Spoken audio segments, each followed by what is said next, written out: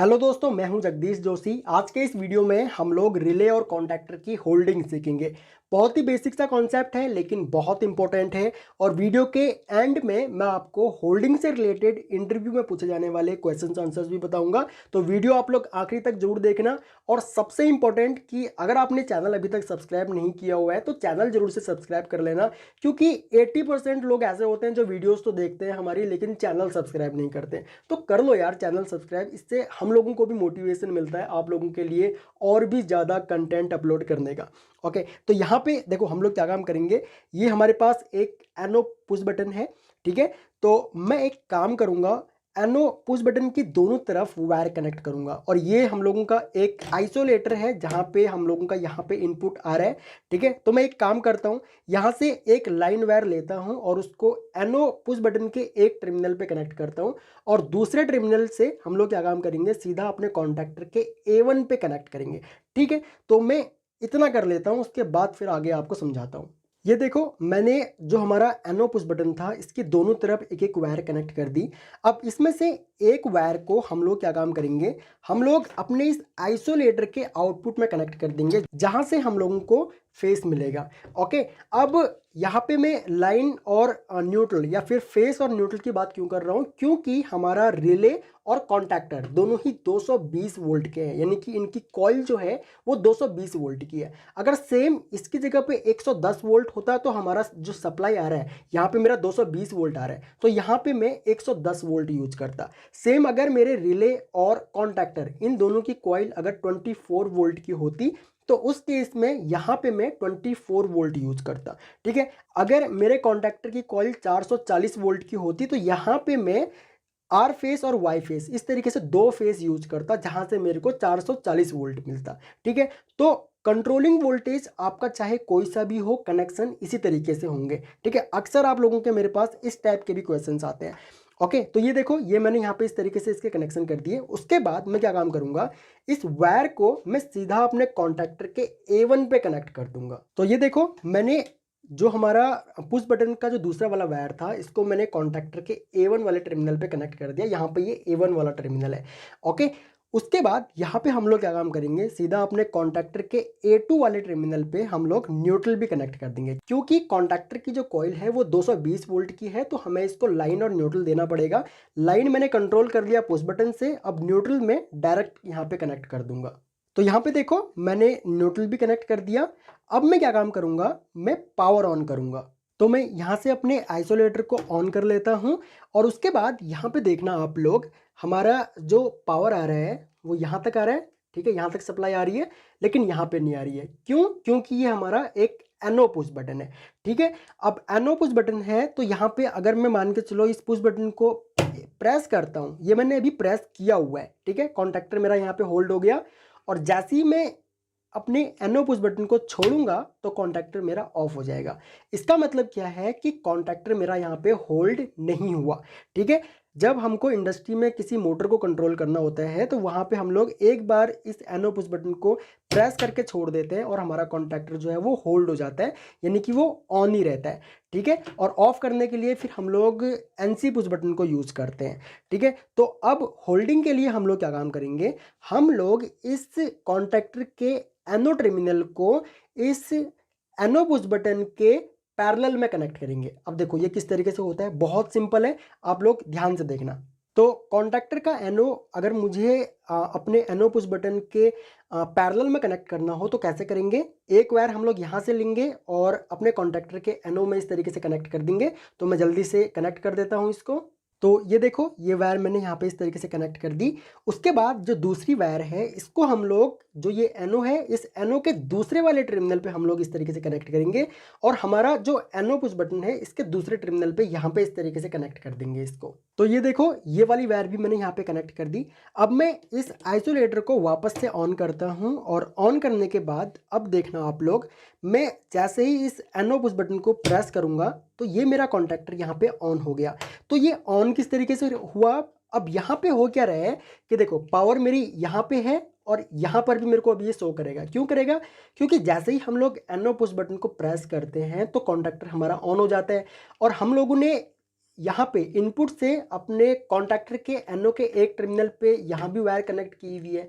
तो जैसे ही कॉन्टैक्टर हमारा ऑन होता है तो अब हमारी जो सप्लाई जा रही है वो यहाँ से नहीं जा रही है, इस एनओ पुश बटन से नहीं जा रही है, वो यहाँ से इस तरीके से जा रही है। ठीक है, जो हमारा कॉन्टैक्टर है इसके एनओ से जा रही है और वापस से कॉन्टैक्टर की कॉइल में जा रही है। ठीक है, तो अब हमारा सर्किट इस तरीके से है। ठीक है, मैं भी आपको लैडर में भी ये सब चीज़ें समझाऊंगा। ओके, तो कॉन्टैक्टर का आपको समझ में आ गया कि कॉन्टैक्टर को किस तरीके से लैच किया जाता है, होल्ड किया जाता है। अगर मैं इसको ऑफ करूंगा तो ये ऑफ हो जाएगा और वापस से अगर हम लोग इसको ऑन करेंगे तो ये ऑन होगा और होल्ड रहेगा। और जो ये एनओ होता है, इस एनओ को हम लोग होल्डिंग एनओ बोलते हैं। इंटरव्यू में जब आपसे कोई ड्यूएल या फिर स्टार डेल्टा स्टार्टर बनवाएगा तो वहाँ पे इस टाइप का जो एनओ आप यूज करोगे अपने किसी भी कॉन्टैक्टर को होल्ड करने के लिए, तो वहाँ पे अक्सर इंटरव्यूअर पूछता है कि इस एनओ को क्या बोलते हैं, तो इस एनओ को होल्डिंग एनओ बोलते हैं। ओके, अब हम लोग देख लेते हैं कि हम लोग इस रिले को, जो हमारी MY2N रिले है, इसको कैसे ऑन करेंगे। और जो लॉजिक होता है ना वो सेम ही होता है। जैसे मैंने कॉन्टैक्टर को ऑन किया है, होल्ड किया है, सेम इसी तरीके से मैं इस रिले को भी होल्ड करूंगा और इसी तरीके से सभी रिले होल्ड होंगी। ठीक है, तो हम लोग एक काम करते हैं, हम लोग जल्दी से इसके कनेक्शन खोल लेते हैं और इस रिले में हम लोग इसके कनेक्शन करते हैं। तो यहाँ पे मैंने कॉन्टैक्टर के कनेक्शन खोल दिए। अब रिले में कनेक्शन करने के लिए हमको सेम क्या काम करना पड़ेगा, सबसे पहले तो जो हमारी रिले के जो दो टर्मिनल होंगे कॉइल के, ठीक है, एक हमारा होगा 13 नंबर, एक होगा 14 नंबर, ये दोनों ही कॉइल के टर्मिनल होते हैं। तो हम लोग क्या काम करेंगे, एक पे हम लोग न्यूट्रल डायरेक्ट कनेक्ट कर देंगे। तो मैं इसको फटाफट से यहाँ पे कनेक्ट कर देता हूँ।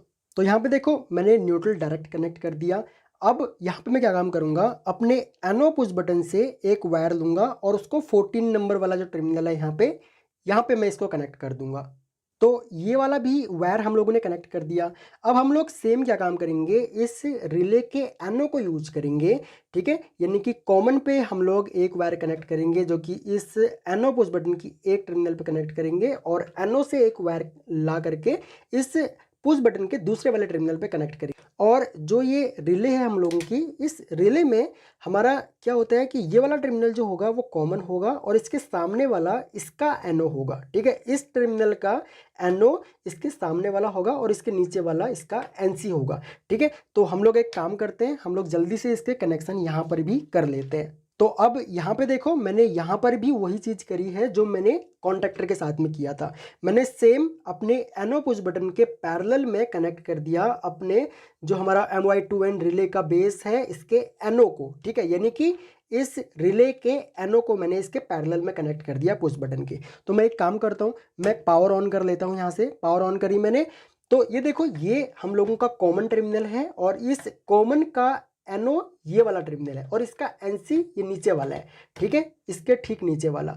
अब अगर आप लोग इस कॉमन पे सप्लाई कनेक्ट कर रहे हो तो इसके एनो पे ही आपको दूसरी वायर, अगर आप लोग मतलब लेना चाहते हो, इसके एनो को यूज़ करना चाहते हो, तो वहीं पे आपको वो एनो मिलेगा। दूसरे किसी भी टर्मिनल पे आपको सप्लाई नहीं मिलेगी, सिर्फ इस कॉमन के एनो पे और एनसी पे आपको सप्लाई मिलेगी।